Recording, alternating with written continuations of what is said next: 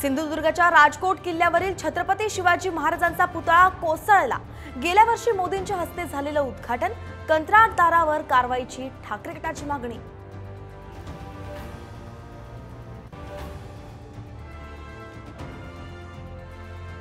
आदिवासींच्या बजेटमध्ये 7,000 कोटी लाडकी बहीण योजनेत प्रकाश आंबेडकरांचा सरकारवर गंभीर आरोप, तर असा निधी वळवता येत नाही, मंत्री धर्मराव आत्रमांचा दावा।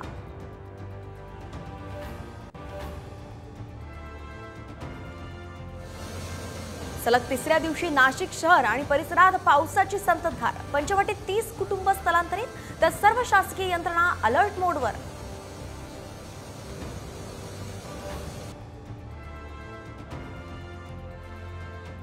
संभाजीनगरात भाजप ठाकरे कार्यकर्त्यांमध्ये राडा।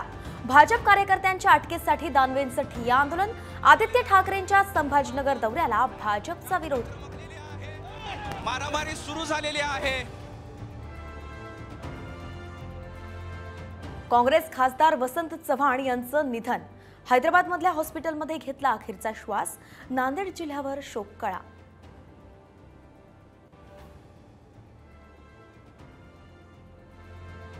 आणि बदलापूर अत्याचार प्रकरणातल्या आरोपी सफाई कामगाराला 14 दिवसांची न्यायालयीन कोठडी। तळोजा कारागृहात होणार रवानगी।